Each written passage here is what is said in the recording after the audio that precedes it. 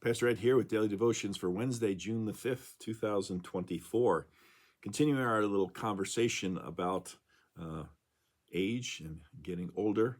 Have another reflection written by Dr. James Snyder. It's entitled, Getting Old is Not for Sissies. My mom used to say that all the time. That was one of her favorite sayings in her later years. Getting old is not for sissies. Unfortunately, I think there's a lot of truth in that. He writes, I will not admit to being old, but I'm older than I was 10 years ago. Those 10 years have been filled with all kinds of things helping me to get older. I saw an article that said 60 is the new 40. I have no idea what that means, but I think out in our culture there's an obsession about age. People cannot accept getting older.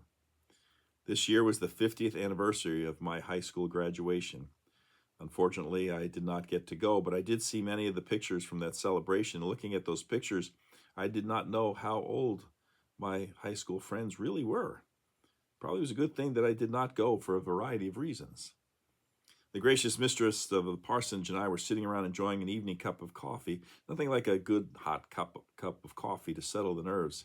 It's not that I have nerves, but it's just an excuse to drink coffee. I think of what my old Uncle Ed used to say, never had a bad cup of coffee, but I do confess I've had a cup that was better than others. That seems to be my sentiment as well.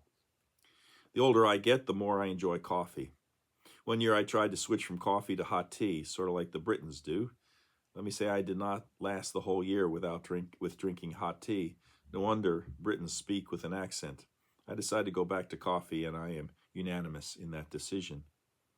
Getting back to my wife and me drinking coffee together, the conversation shifted in the direction of how old we actually are. Boy, we've come a long way, haven't we? I think my wife was right in that observation. We spent a few moments reminiscing about what people call the good old days. I must say that we had quite a few of them. Of course, my wife remembers more of them and the details about them than I do, but that's okay. Sharing a memory is one of the great blessings of life. It's often said by certain people that we remember things in the past better than we do things that have happened today, and I go along with that. I cannot remember what I had for breakfast today, but I do remember what I was doing 50 years ago. 50 years ago, I began my Bible college days, and then a year later, I met the person who became the gracious mistress of the parsonage. Those memories are forever etched in my mind. What is strange about this is that I can remember more details each year than I did the year before. Oh, isn't memory a wonderful thing?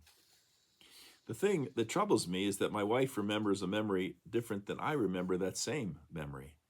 She begins a conversation by saying, "Do you remember?" And then she'll go off on some memory deep in the past. And some of the details of that memory seem to be familiar, but I go along with her. It's wonderful to have memories, and everybody has memories. The thing is, some people have good memories and some people have bad memories. Some people choose to focus on their bad memories and others choose to focus on their good memories. The other day, I forgot something I was trying to remember. For the life of me, I could not remember it. Why is it that you cannot remember some things that are happening right now? And then it hit me. My memory is like a computer disk, which has a certain amount of memory on it. Once you use all the memory, you cannot put any more memories on it. You just have to get a new disk. I wonder if that's what's going on with my memory. Maybe I've used up most of my memory space.